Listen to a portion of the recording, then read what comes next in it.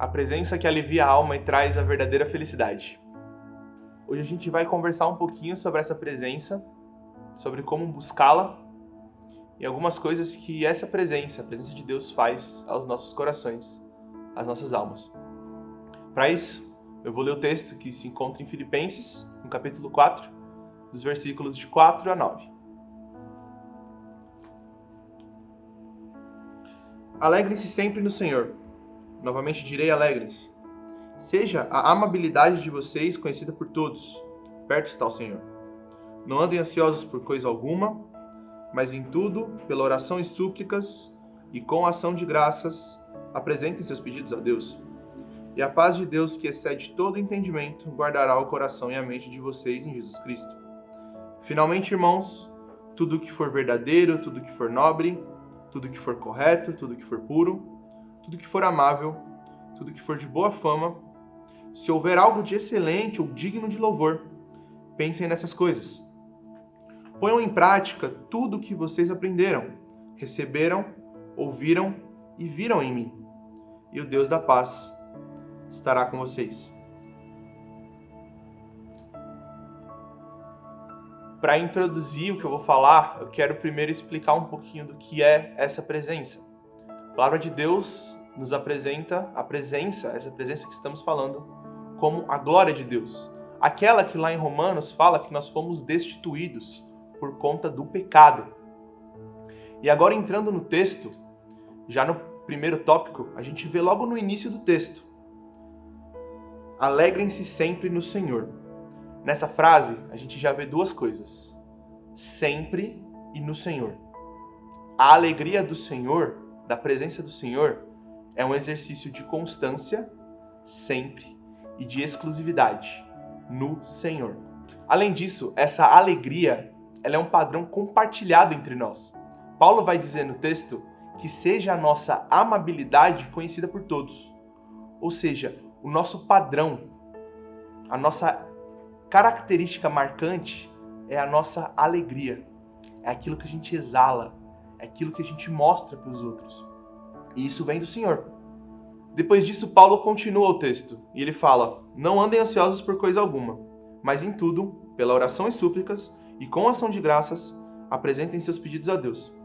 Esse trecho parece um pouco desconexo, parece que Paulo está mudando de assunto de uma maneira drástica, ele entra em outro tópico, mas não é isso. Paulo está trazendo uma característica de estarmos na presença de Deus. Estar na presença de Deus é estar no campo de ação de Deus. E estar dentro do campo de ação de Deus nos traz alívio verdadeiro para a alma.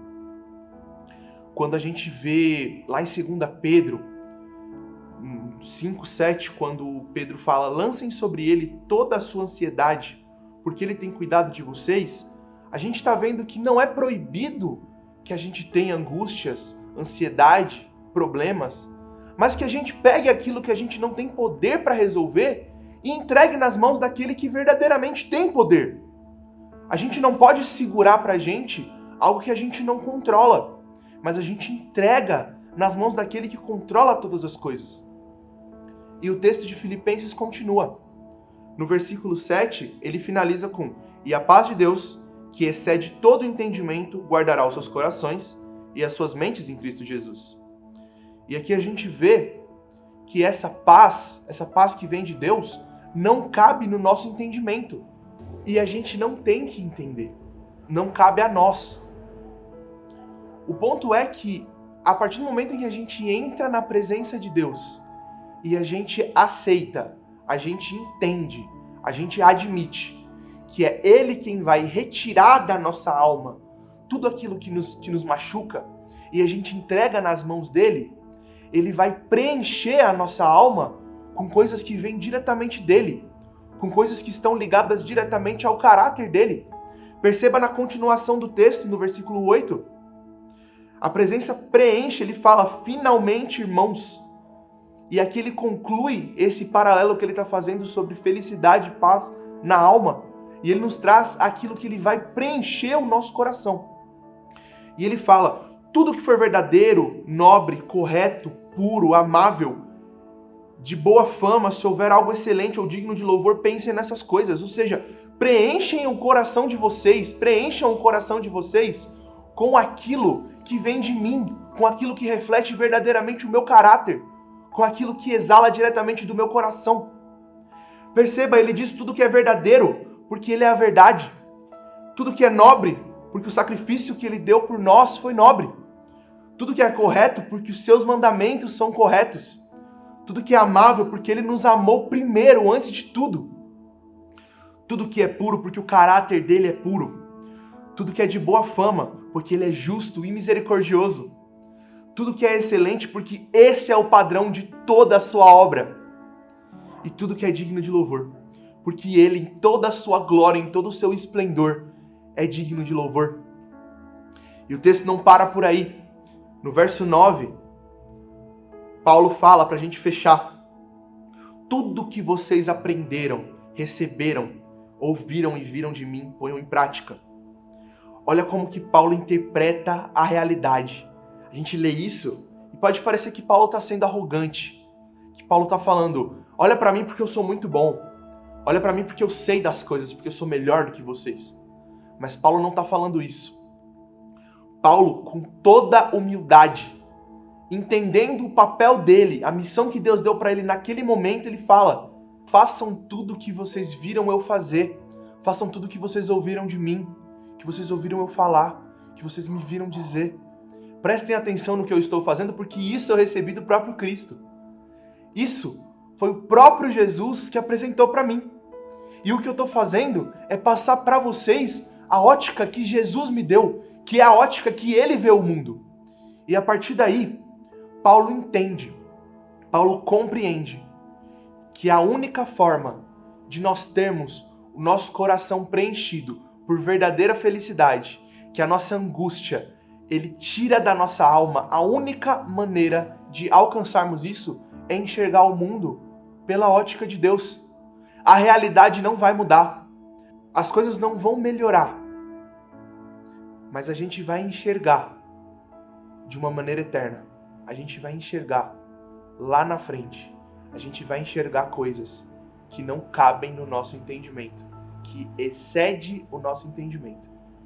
E assim, a gente consegue viver plenamente. Então Paulo entendeu. Paulo entendeu como interpretar a realidade. Perceba o que ele fala lá em Timóteo. Em 2 Timóteo 2,12. Por essa causa também sofro, mas não me envergonho, porque sei em quem tenho crido, estou bem certo de que ele é poderoso para guardar o meu depósito até aquele dia. Paulo entendeu que a visão que ele deveria ter do universo era pautada no caráter de Deus, no caráter perfeito de Deus.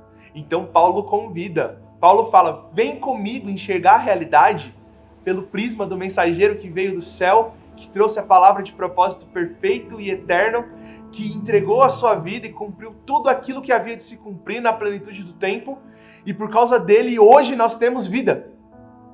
E o versículo finaliza com uma promessa: aprendam aquilo que Cristo deixou comigo, aprendam as referências que Cristo me deu, entendam aquilo que Cristo me deu e eu aprendi, então aprendam comigo aquilo que Cristo me ensinou.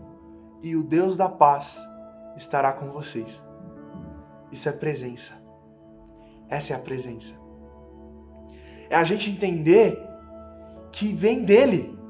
É a gente entender que ele vai vir, ele vai tirar tudo aquilo que nos machuca, toda essa angústia. Ele vai nos trazer então o padrão perfeito de excelência dele, vai trazer coisas que estão dentro do caráter dele para o nosso coração, e ele vai estar com a gente. Essa é a presença. Isso é desfrutar da glória de Deus. A mensagem que eu trago aqui, não apenas a mensagem, mas o desafio de hoje é: busquem essa presença, mas não busquem ela pensando que vocês vão ter algo em troca, mas tendo convicção de que ao interpretarmos, ao enxergarmos o mundo, ao entendermos a realidade da maneira que Cristo entendeu, sob a ótica dele, as coisas ruins sairão automaticamente. A nossa alma, o nosso coração, ele vai ser preenchido por aquilo que está diretamente ligado ao caráter de Deus. busquem a presença. Ela alivia a alma e ela traz a verdadeira felicidade. No Salmo 16, verso 11, o salmista vai dizer: Tu me farás conhecer a vereda da vida, a alegria plena da tua presença, eterno prazer à tua direita. Amém?